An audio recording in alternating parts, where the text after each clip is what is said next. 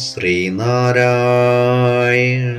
പരമഗുരവേ നമ. സുപ്രഭാതം.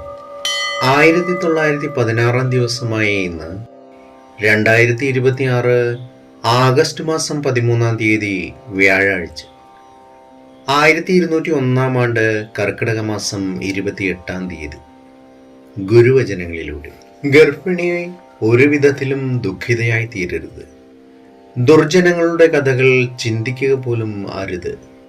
ഗർഭിണി സ്വയമേവ തൻ്റെ ശിശു എല്ലാ ലക്ഷണങ്ങളും തികഞ്ഞവനും ബുദ്ധിമാനും യോഗ്യനുമായിരിക്കണമെന്ന് പ്രാർത്ഥിക്കണം. ശ്രീനാരായണ ഗുരുദേവൻ. ശ്രീ നടരാജ ഗുരു എഴുതിയ ഗുരുവരിൽ എന്ന പുസ്തകത്തിൽ സാധന എന്ന് വിവരിക്കുന്നതിൻ്റെ 32 ഭാഗമാണ് ഇന്ന് അവതരിപ്പിക്കുന്നത്. ഗുരുവരളിലെ ജ്ഞാനരഹസ്യത്തിന്റെ മറ്റംശങ്ങളിലേക്ക് കടക്കാൻ ഗുരുവിന്റെ കൃതികൾ പരിശോധിക്കുമ്പോൾ നമുക്ക് ഇനി അവസരമുണ്ടാകും.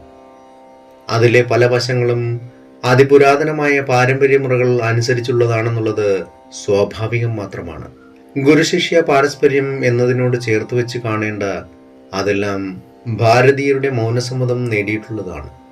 അർപ്പണ മനോഭാവത്തോടുകൂടി വരുന്ന ശിഷ്യൻ പാരമ്പര്യം അനുശാസിക്കുന്ന ചില ചിട്ടവട്ടങ്ങൾക്ക് സ്വയം വിധേയനാകുന്നു. ആധുനിക യുഗത്തിൽ ആത്മാഭിമാനത്തിൻ്റെയും മാന്യതയുടെയും വെളിച്ചത്തിൽ ഇതിന് കുറച്ചൊരു തിരുത്തൽ വരുത്തേണ്ടത് ആവശ്യം തന്നെയാണ്. എന്നാലും അതിൻ്റെ അന്തസാരമായിരിക്കുന്ന നിതാന്തമായ ആ പാരസ്പര്യത്തിൻ്റെ സംശുദ്ധിയെയും ആർജവത്തെയും ഹനിച്ചു കളയാൻ പാടില്ല. അദ്വൈത വേദാന്തത്തിന്റെ ചിന്താ പദ്ധതിയിലും പ്രമാണശാസ്ത്രത്തിലും അന്തർഗതമായിരിക്കുന്ന ഘടകങ്ങളാണ് ഗുരുശിഷ്യന്മാർ. യോഗാത്മകമായ ജ്ഞാനസാധനയിലെ അനിവാര്യമായ ഇരുപക്ഷമാണവർ.